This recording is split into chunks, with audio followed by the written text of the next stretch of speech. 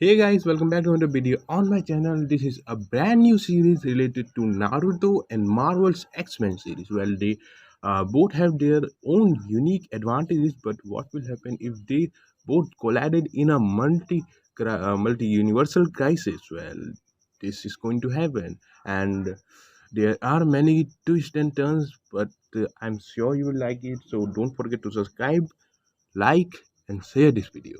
There's one more thing, help me complete 10,000 subscribers as soon as possible. That's my small goal I have, so help me achieve it. So without any more delay, let's begin today's episode. And if you're new on the channel, you should check out the playlist section for not only um, Naruto, X-Men's, Marvel, but also some anime related fanfics, what if series. So don't forget to check out that ones. Hey guys, whenever I didn't have any time to upload new. Professor Xavier was bound to a prison chair in the lowest levels of Apocalypse's dungeon. Suddenly the door creaked and was blown off the hinges toward the hallway and a figure stepped inside. Well, Charles, you sure got yourself into a fine mess this time, my old friend. Xavier looked up and said, Eric, what are you doing here? Magneto said, simple. Your X-Men and my Brotherhood have a common foe this time. When you were captured, we joined forces. Apocalypse just jumped back out of the time stream again for who knows how long this time.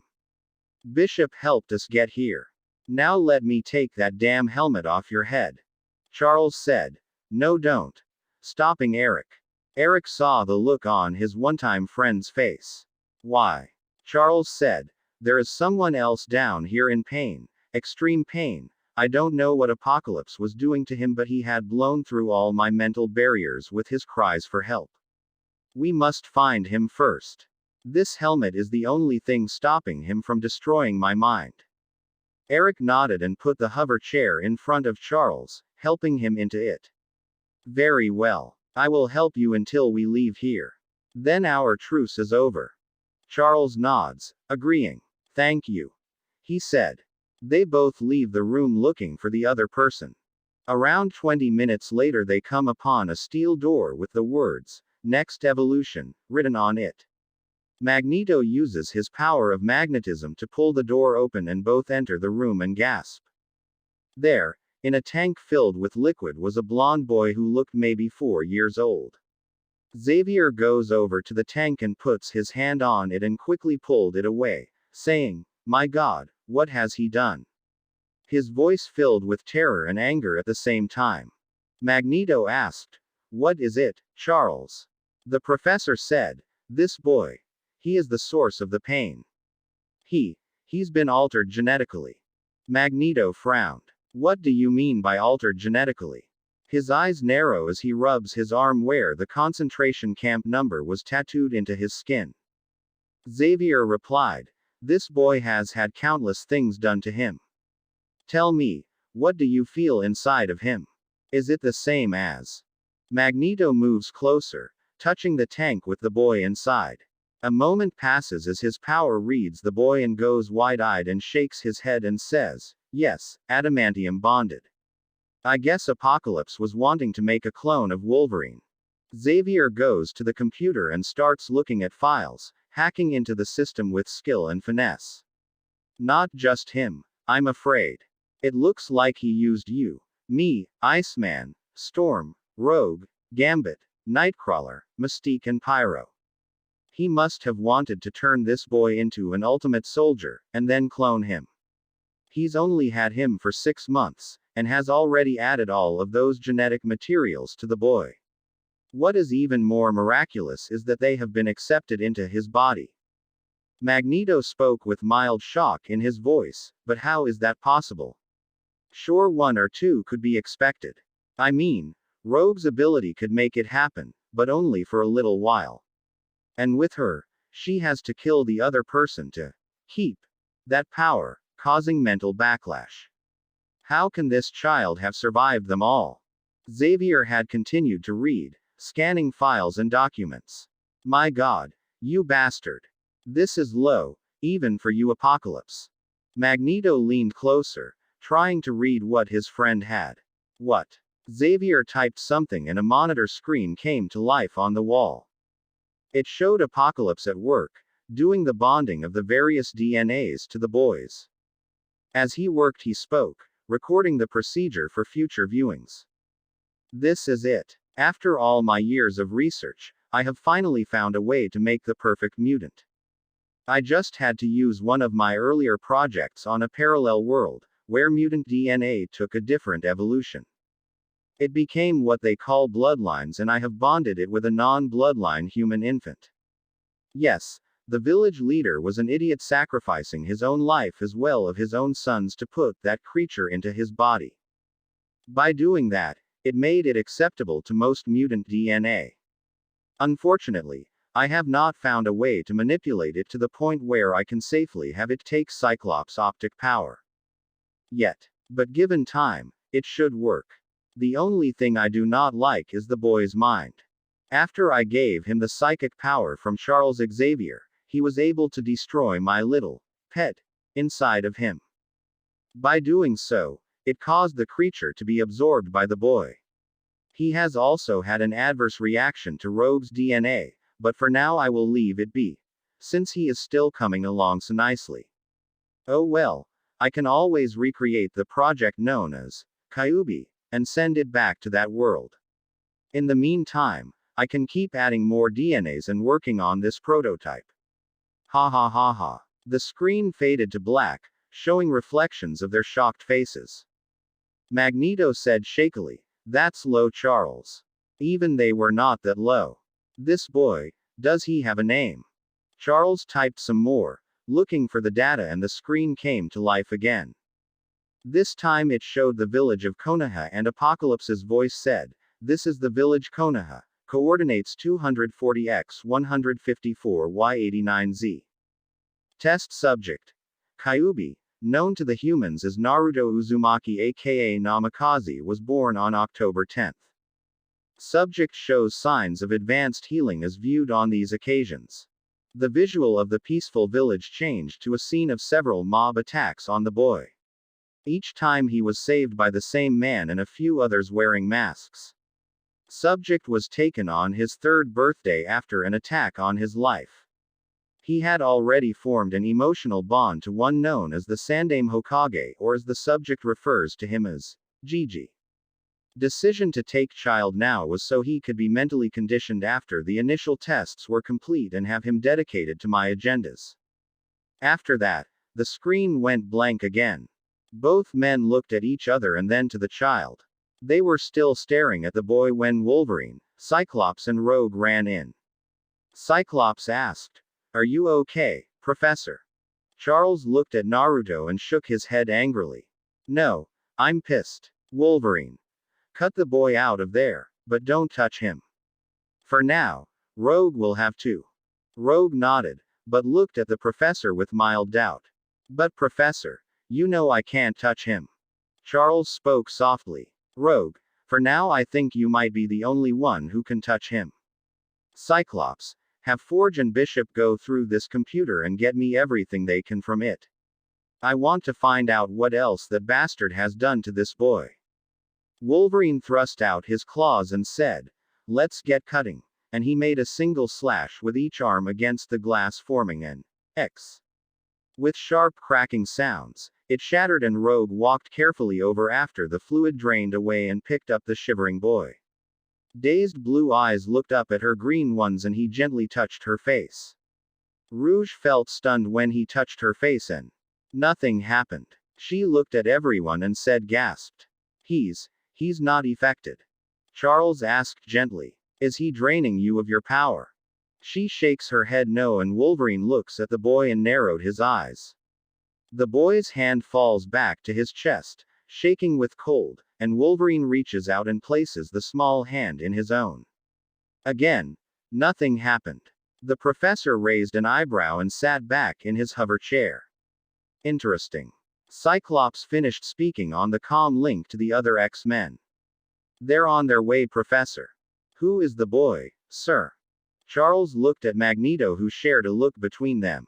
Then Magneto spoke. "It would probably be best if he went with you. He's too unstable, and none of my brotherhood could train him or help with the mental abilities he may have. I do have one stipulation, though. Charles nods in agreement, and for him to continue. If you can, help the boy and make him stable. I will train him to be able to use my powers. However, should he become unstable and a threat to us, you must kill him. Is that acceptable? Charles asked. Why would you want to train him in your powers? Magneto snorted. Apocalypse is a fool. If this boy is trained right, becomes stable and sides with our side against him, then we may have a way to kill him once and for all. Also, I don't want to see another child go through what we saw earlier. Charles looked back at the blank screen and shudders at the images passing through his mind. Agreed, Eric. Eric nods and leaves, nodding to Bishop and Forge who eye the room and the young boy. Forge looks hungrily at the computers but goes to the professor first, and asks him what they are to do. 2 weeks later in Konoha, the Sandaime Hokage, Sarutobi Hiruzen sighed as he did some paperwork when a voice said, "Hello Hokage-sama," causing the third to look up and see a bald man in a weird chair with a boy whose skin was bluish-black and almost looked like fur. As the boy smiled, he noticed a tail swishing behind him. The sight made him pale, but he narrowed his eyes and glared at the intruders. The third asked, "Who are you and how did you get in here?" The bald man said, "My name is Charles Xavier and this is one of my students, Nightcrawler. As for how we got here, that is one of Nightcrawler's special abilities. The ability to appear anywhere he has been before or can see." The third nodded warily and asked, "Well, why have you come here like this?" He wanted to prepare to attack if it was necessary, but he found he could not move. Xavier held his hands up, indicating he was there for peaceful reasons. "Does the name Naruto Namikaze mean anything to you?" This made the third wide-eyed for a moment, and he asked, "Perhaps, why?" Xavier nods his head to Nightcrawler, and he held out a folder that was under his arm to the Hokage. Warily, he took it and opened it slowly. When he saw the photo that was inside, he gasped and asked shakily, "What have you done to him?" "That was done by someone else. We recently rescued him, but because of what had happened to him, he will need training by me and my students in his new abilities.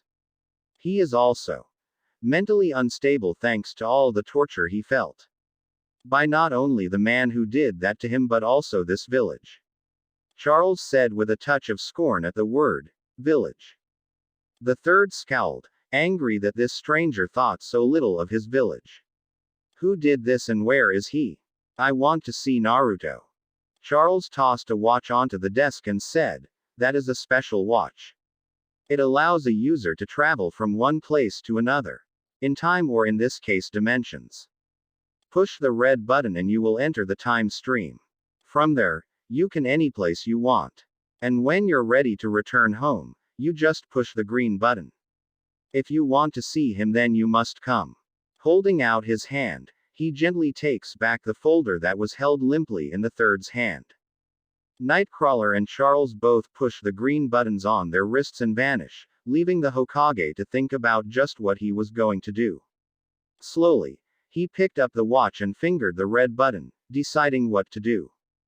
A few hours later the third Hokage appeared on a strange walkway with nothing but multicolored clouds streaking by. Floating in front of him is a beautiful woman with fiery red hair and a green bodysuit with a gold sash around her waist. A familiar symbol is on her chest and holding the sash at her hip. It's a fabled phoenix, a mystical bird that is reborn from its own ashes. She smiles gently at him and speaks in a low melodic voice.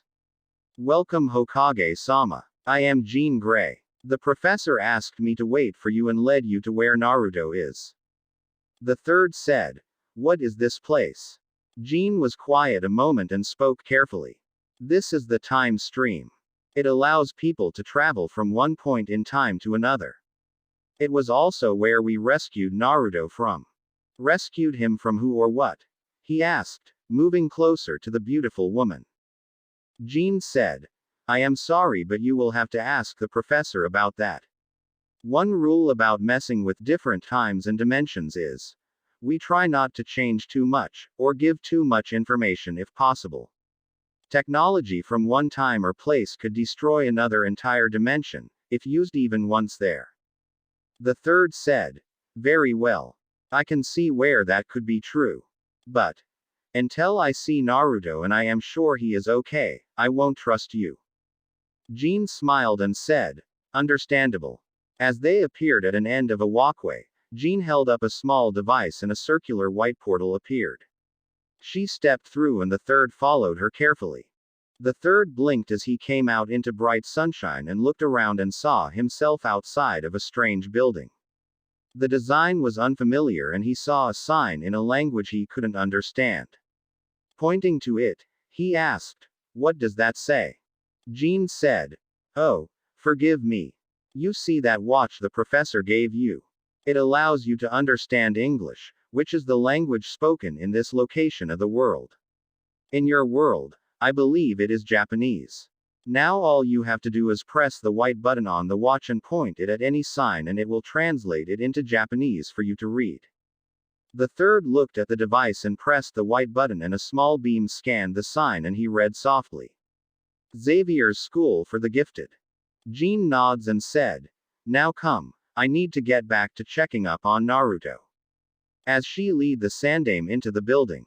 A few minutes later, after riding an elevator which made the third hold his stomach and mutter about jutsu, they stepped out and walked down a corridor and came to a room with the word, lab, written on it.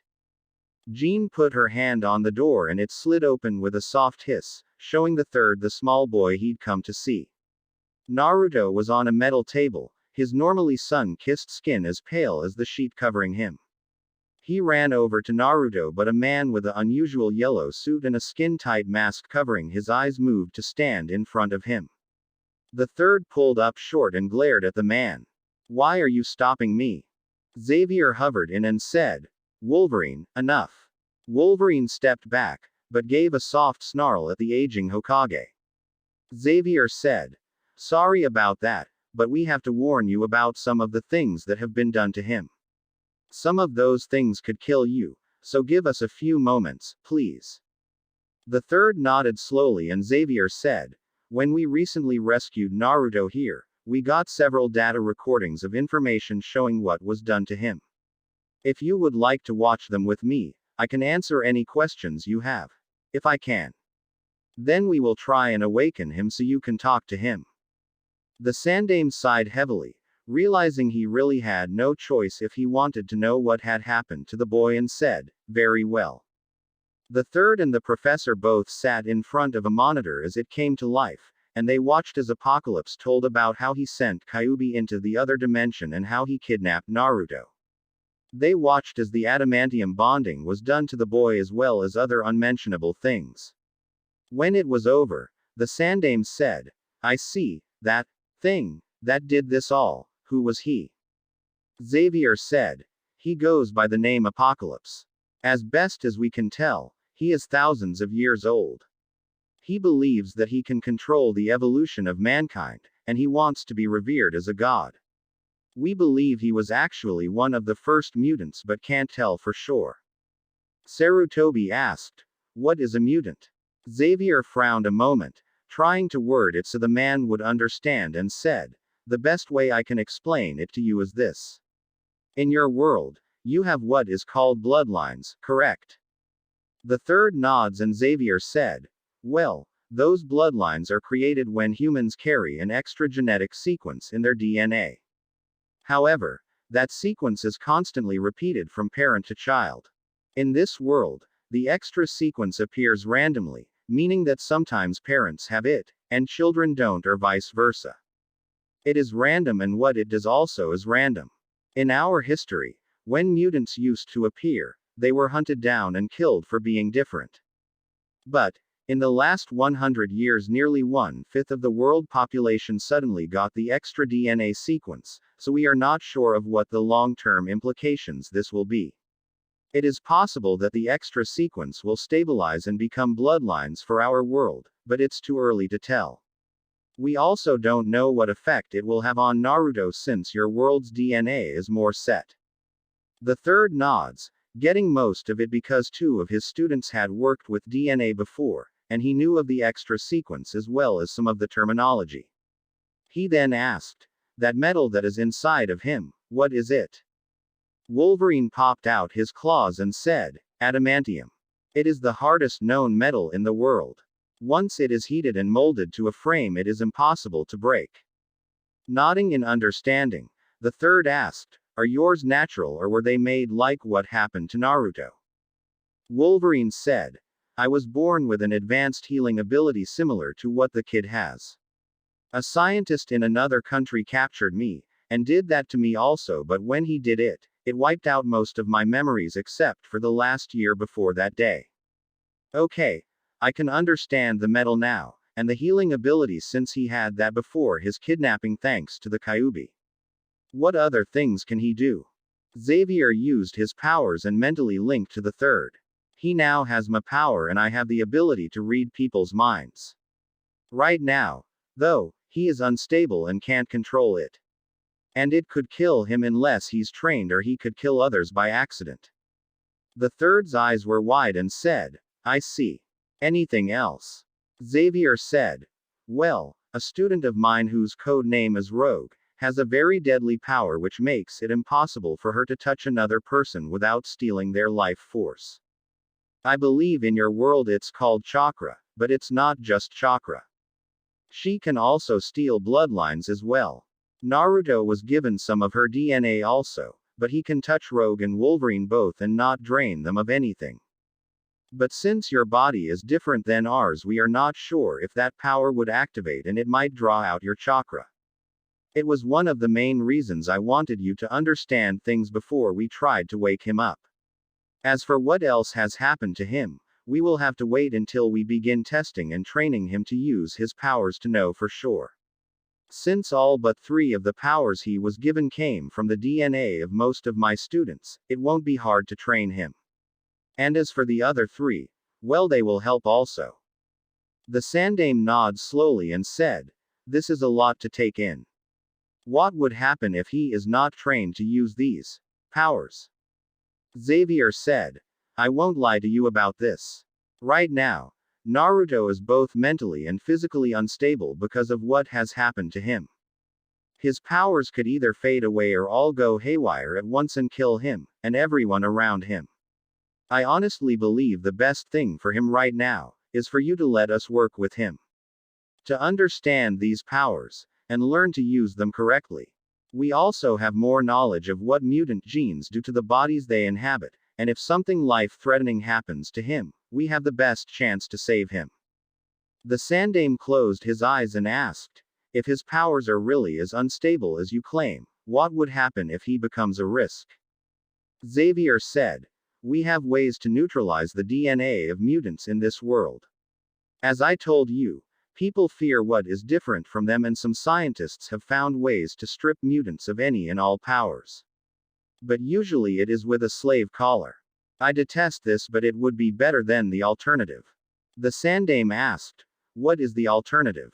Xavier looked at the doorway and said, "Would you like to tell him, Eric?" The third looked over to the door at a man with red armor on and a red helmet.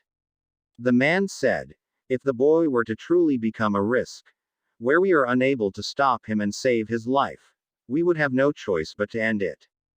The Sandaime said, "I won't allow it," getting up into a defensive position. Magneto held his hand up and a bedpan flew and hit Sarutobi in the back of the head. Magneto said, "There is nothing you could do to stop it. If it gets to that point, then the chances are thousands to millions of people would be dying. Would you honestly not give the life of one boy, for the lives of your entire village?" From what I saw of the video, his father would. Sarutobi looked down and said, "I hate to admit it, but you're right.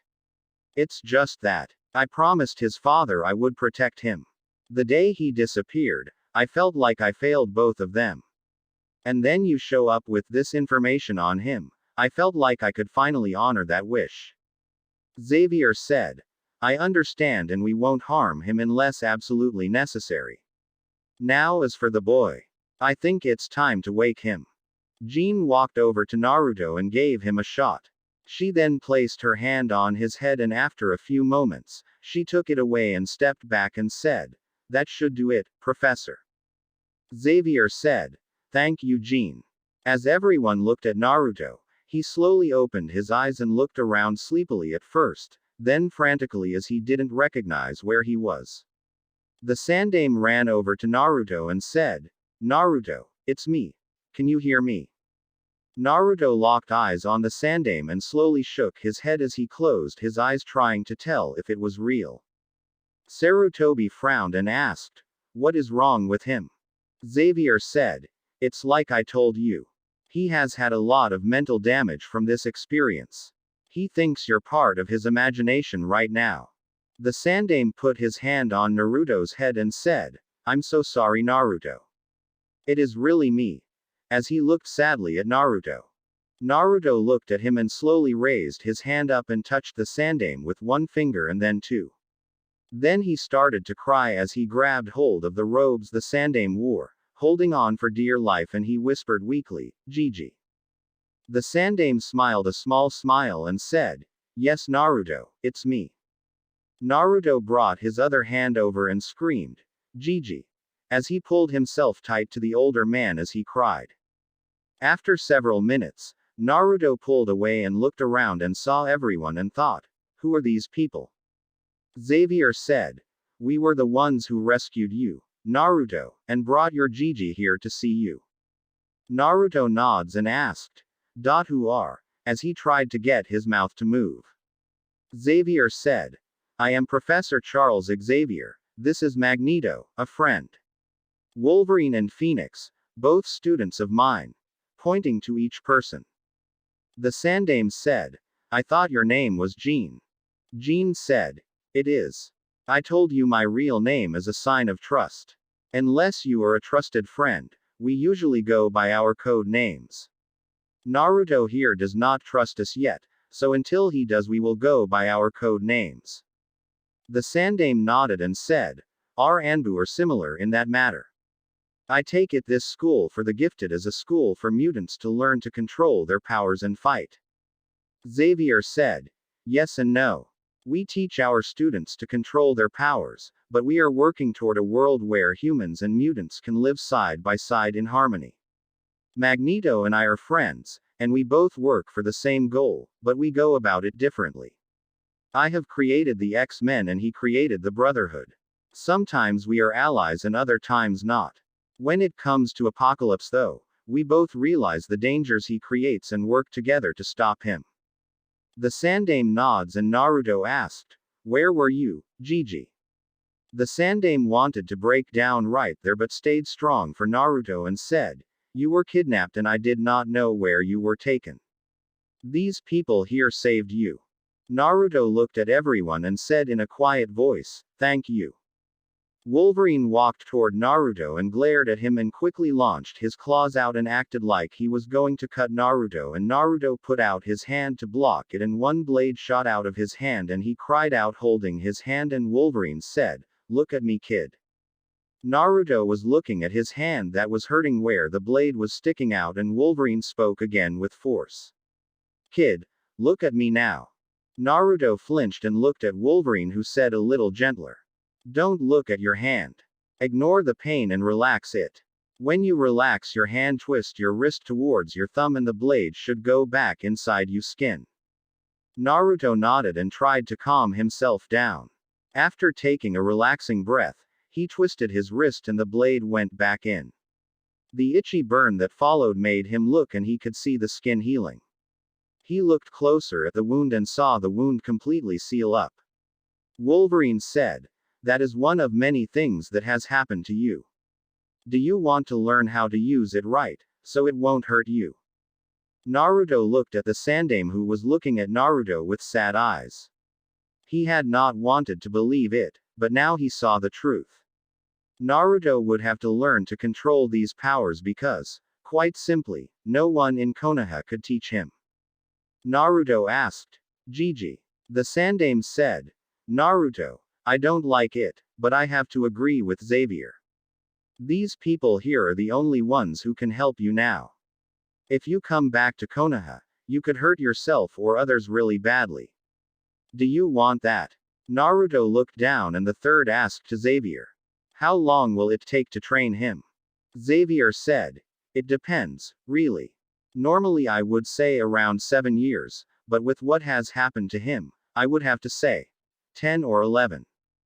Sarutobi nodded and said, if you train Naruto, will he be able to come back to his home world? Xavier said, yes. The Sandaime said, Naruto's father. He wanted him to be a ninja. And I would also like for him to be one. Now, normally, ninja graduate at the age of 14 in our village, but one more year won't matter much. Not if it is going to help him.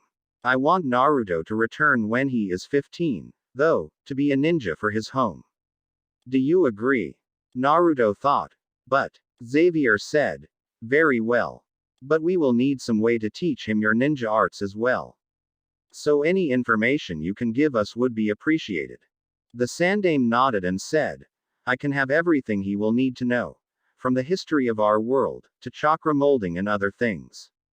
We don't put our children in the academy until they are 7, so if you could have someone come in say, 3 years. At this, Xavier nods. Yes, 3 years to get the information he will need, I can have it all ready. Xavier smiles and says, that's acceptable. The Sandaime said, then we are in agreement. Xavier says softly, since the Kyuubi is now dead, and Naruto has these powers, the name he had before is dead. He will go by his real name and will most likely have a code name as well. If you would tell everyone that Naruto Uzumaki is dead. Unless he has some family left. Then let only them know. The Sandaime nods and says, agreed. Xavier looks at the clock on the medical bay's wall. Well, it should be time for you to go, because your presence will be most likely missed by now. The Sandaime sighed and looked at Naruto and said, Naruto, I want you to listen to these people and trust them. I hope I can come see you sometime in the future, but I want you to grow up strong. And know that I love you, and I am proud of you. Naruto smiled a small smile and hugged the Sandaime. The third sighed deeply as he released the boy and was led away by Jin. Once he was gone, Naruto felt an overwhelming sadness hit him. He closed his eyes and screamed in his head, a cry that was felt all across the world, and even in the time stream by everyone. Gigi. It has been nearly 11 years since that day. Naruto has grown up with the X-Men and now goes by the codename, Echo. Reason being, his personality often reflected off of another person. He would mimic a person's speech, thoughts, fighting style, appearance, and even their habits perfectly. His normal way of dressing is in a pair of black pants made out of some kind on ultra-technological fiber Forge had created, with the help of Beast and Bishop. He had a leather jacket with the words, I am all noise and silence, printed on the back. He doesn't wear a shirt, but has a silver vest made out of nanotech fibers, which can self-repair in seconds. Wearing a utility holster on his left thigh, and a chakra-based pistol on his right, they attached with slick black belts around his waist. Covering his eyes, he has a pair of blue mirrored, wraparound sunglasses that make it impossible to see his eyes. The pistol would not kill someone, unless you hit the heart or the head, but it hurt like hell. After Forge, Bishop and Beast read the scrolls on chakra to help Naruto learn, they ventured into making weapons for him to use. Their discoveries led to all new weapons for the X-Men. Naruto, of course, got first dibs on most of them since he had the highest level of chakra out of all the X-Men. After him, Cyclops and Gambit came in a close second in their capacity. Besides the pistol, Naruto also had a chakra-based staff that looked like a foot-long metal cylinder with openings on either end. Think a double-bladed lightsaber with chakra instead of energy crystals. Naruto also had a black glove on his left hand, with a seal design on the back of the hand in silver. Naruto stood now on top of the mansion at the school grounds and looked over the field and said softly to himself. It's funny. I wanted nothing more than to go back and see Gigi all those years ago when he left me here. I thought he abandoned me. But I realized that if he hadn't, I would not be who I am today.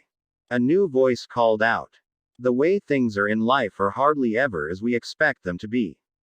You know you have to return, but you shouldn't worry. Everyone here knows that no matter what, you will always be an X-Man. Naruto smiled. I know, Mom. I just wish things could stay like this forever. But I know now I have to return. I must stop the madness. A pair of arms slipped around him from behind and said, Remember, we are waiting for your signal to come. Naruto nodded. I know. The funny thing is, I almost want to tell him thank you. Had he not done what he did, I would never had met any of you. The woman smiled and said, True.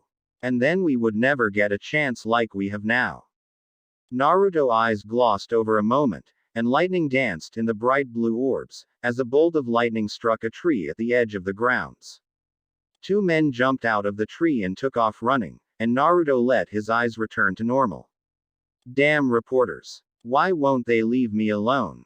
The woman laughed lightly. It's your own fault. You just had to go and save that girl. Naruto chuckled. You're right, but how was I supposed to know she was the president's daughter? A second voice spoke up. Or that she would have made you into a world hero the very next day. That's quite an accomplishment for one such as us, Naruto. You have successfully done something that Charles and First have worked nearly 40 years on. Naruto looked to his right and smiled. Hello, Eric. I see you're still doing well. Magneto smiled ruefully. Besides Charles, you're the only one who can call me that in live. How are you, Rogue? Rogue smiled as she held Naruto. I'm just hugging my son, while I still can. Magneto nodded. So, are you ready? Naruto frowned. Yeah, this is a once-in-a-lifetime shot for us. Cable came from the future and told us that Apocalypse would be dormant for the next 10 years. And he is hiding in my home world. I have that long to track him down and then give the coordinates so the Brotherhood and the X-Men can come and help to defeat him once and for all. If we miss this shot, we won't get another for who knows how long, if ever. Thankfully, with a unified world for both human and mutant kind here, in this world, we can focus on him. Magneto looked at the sky. You are a very special person, Naruto. You have a natural power in you that makes all of ours look like cheap tricks. You can change people for the better, by just being yourself. Naruto smiled and joked. I know, I'm just awesome that way. The response to his jest was a quick slap upside the head from Rogue and he laughed. Sorry, Mom. Rogue smiled, ran her hand over his hair gently. So, are you ready to go? Naruto nodded, leaning into her touch. No, but I have to. I'm the only one who can get the lay of the land quick enough to find him in time. If we send a larger force to find him, he could have automatic systems that might hide him even harder. Or wake him up so he can go to some other world or time. Rogue hugged him tightly one last time. Go. The others are waiting. Naruto kissed her on the cheek and flew off of the building, landing softly on the ground below. High above, Magneto said to Rouge, he will be all right. After all, he is an Omega-level mutant. Rogue glared. Go. Before I test out the strength of my fist on your face. Magneto nodded his head in rueful memory of past hits from her. Farewell, Naruto. He called, as he flew into the air and away from the mansion. Rogue sat down and started to cry softly to herself.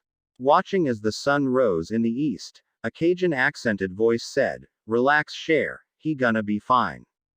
She turned and pulled Gambit into a hug. Oh Gambit, I'm going to miss him. After all that we've gone through, I don't want to lose him. Gambit hugged her back tighter. It's gonna to be all right, Cher. He's a good kid. Rogue leaned up and kissed him fiercely on the mouth. I know. I raised him after all, she said smugly. Gambit laughed and smiled. Oh, yes. And you make a fine mother. After this is all over, we can start as a family again. Rogue sighed and smiled. I hope so, Cajun. I truly hope so. Gambit smiled and thought of the blonde boy who'd just left.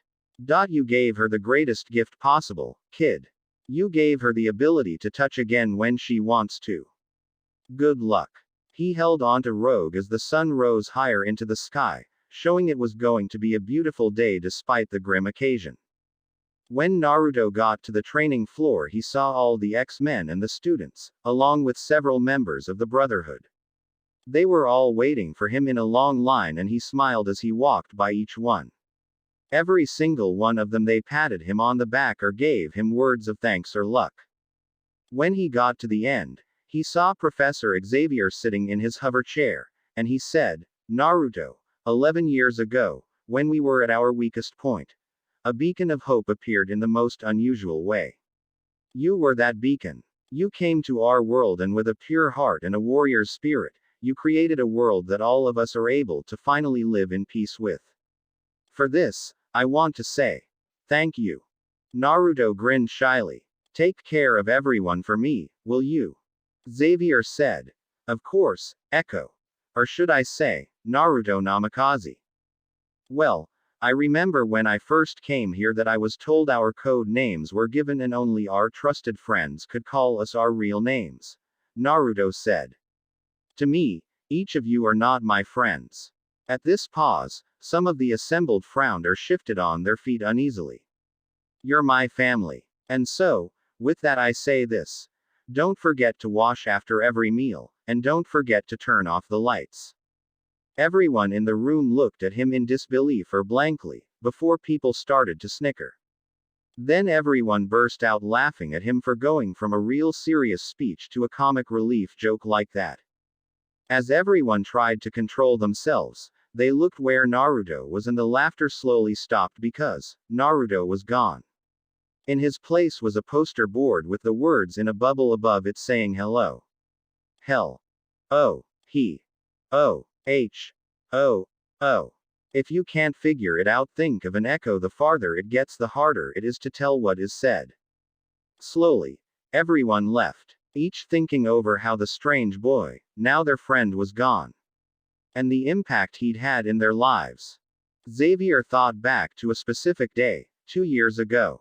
Flashback Susie K. Bomba, the daughter of the newly elected President of the United States, was at a summer camp for girls when her camp had been taken over by a group of terrorists. They were holding her and the other girls hostage with a new deadly, genetically created virus called Silk. It killed within an hour and there was no known cure. Susie looked at the man who held her captive and he said, Now, little girl, your father is going to turn over to us the complete operation manifests of the Sentinel programs. Along with all the blueprints and archived data. Or we will kill you and the others here. Susie sneered at the terrorist. My father will never bow to the likes of you. The man smirked as he stepped back and punched Susie in the stomach, making her gasp and cough up blood. Yes, he will, or he and everyone else in the world will watch as you slowly die. As the blood bursts from your skin. As it is eaten away from the inside out. He looked at the camera, spoke as if he was talking to the president himself.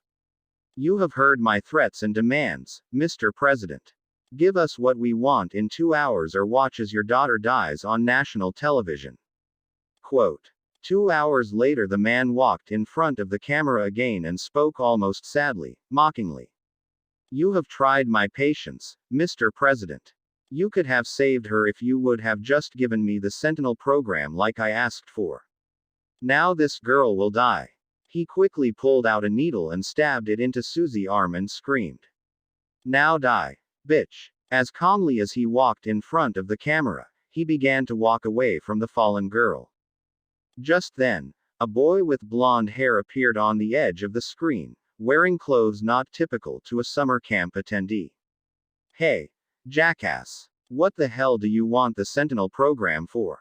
The man turned and looked at the boy and said in astonishment. Who the hell are you? Wasn't this a summer camp for girls? Where had this boy come from?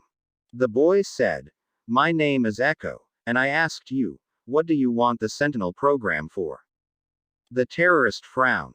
Simple boy. I plan to use it to wipe out every mutant on the planet. Then I plan on taking over the world, since only mutants can stand up to me. Echo tilted his head curiously, the glasses reflecting a warped image of himself back at the terrorist. Then I guess you're too stupid to realize that your plan won't work. Because you will die here today. The man laughed and said, "Oh really, and who's going to stop me?" "You," he questioned as he pulled out a gun and fired a shot at the boy. Echo held up his hand and the bullet stopped in midair. "Your gun is useless against me." The man narrowed his eyes. "You a mutant. A damned mutant." Echo said. "I'm a human, jackass. Mutant or not, I am still human." The man sneered. "Well, you can stop bullets. But let's see you handle this." He quickly pulled out a needle and charged at Echo, stabbing him in the chest and smirking at the child. Echo looked at him and lightly touched the needle still jammed into his chest. "Is that the same thing you gave the girl just a moment ago?" The man laughed evilly. "Yeah, you will die shortly, you damn mutant." Echo reached up and pulled out the needle, his gaze moving up and down the syringe. "Well, thanks to you, we now have an antidote to the poison." This made the man freeze. "What?" he said flatly. Echo said, "You see, I wasn't born a mutant. Some sick, twisted, psycho decided to experiment on a child.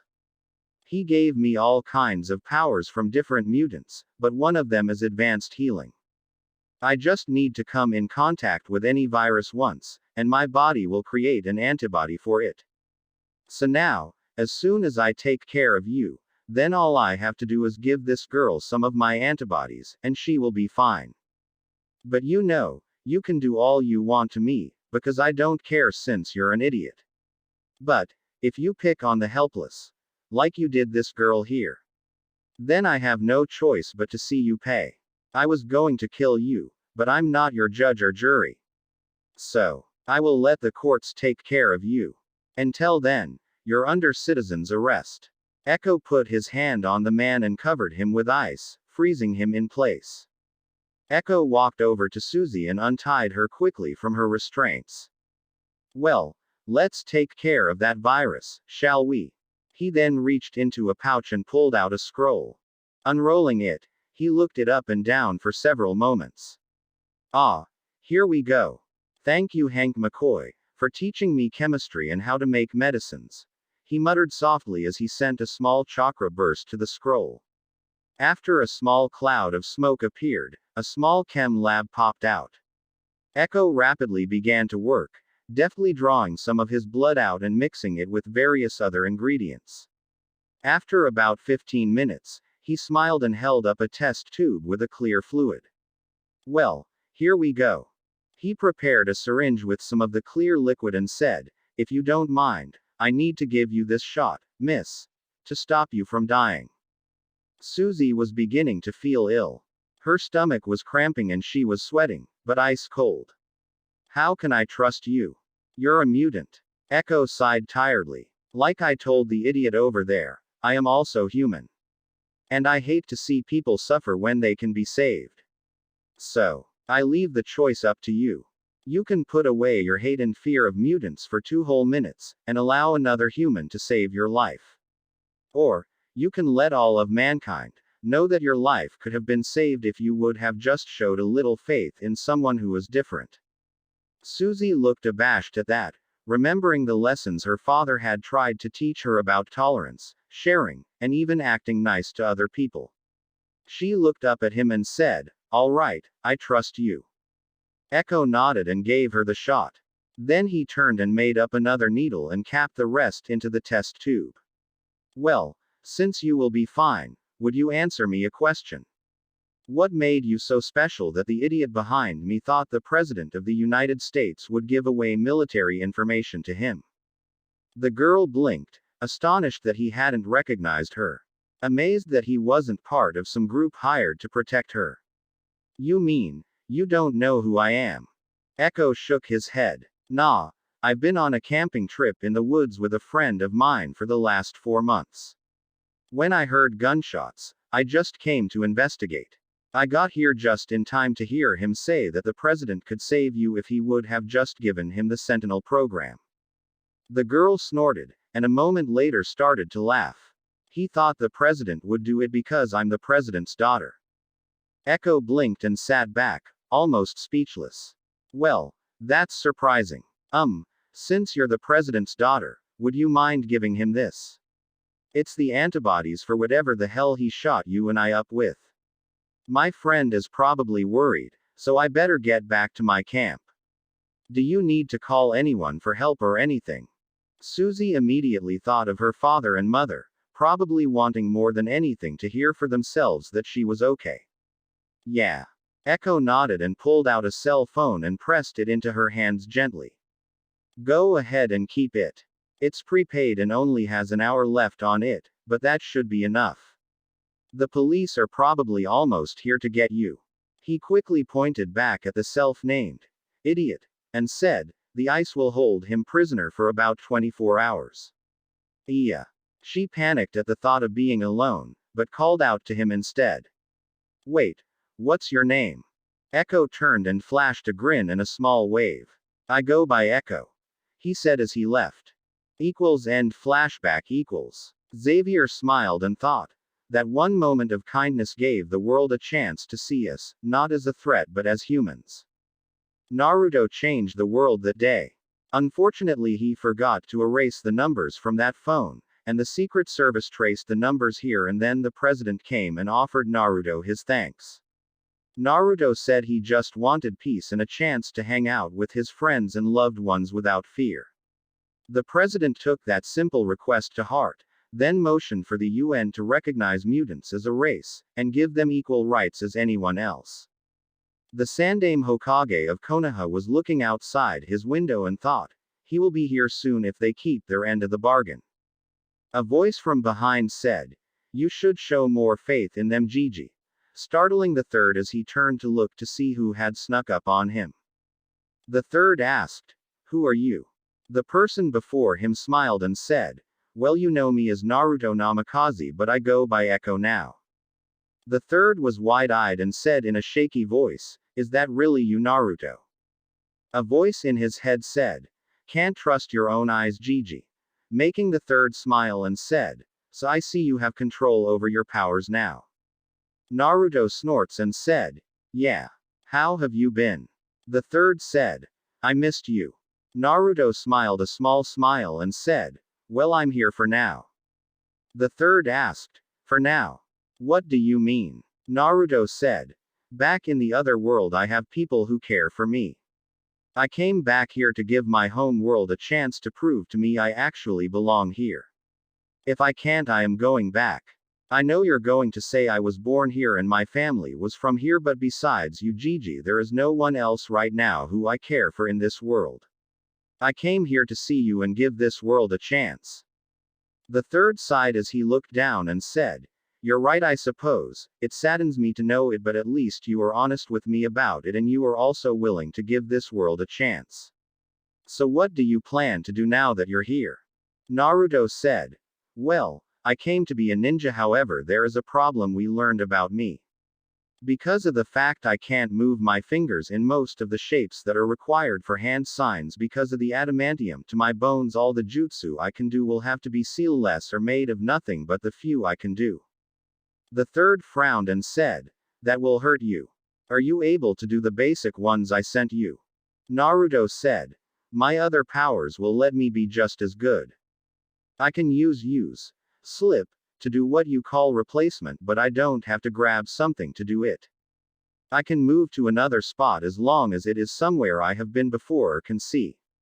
The Henge Jutsu is just like my shape shift ability, so I can look like anyone, and as for the basic Bunshin, I can implant a mental image with my mental powers like a genjutsu that can't be broken, at least we don't think so, to make it look like I made them. I can use chakra no problem and have decent control, I think. I can do that tree climbing and water walking as well as that leaf balancing exercise. The third nodded and said, what about the history and other scrolls? Naruto said, I learned them all, so I know the layout of the land and those things. The third said, good, How are your fighting abilities? Naruto's eyes glossed over a moment behind his glasses and said, I have. The third looked confused and asked, What? Naruto said, You just were trying to find out nicely if I have ever killed before, and the answer is yes. The third asked, Are you reading my mind? Naruto said, I can pick up focused surface thoughts like anything you are thinking to yourself. I can't steal information or things like that. I don't do it on purpose. I can't shut it off, so sorry if it upsets you. The professor taught me to try and respect people's privacy as much as possible.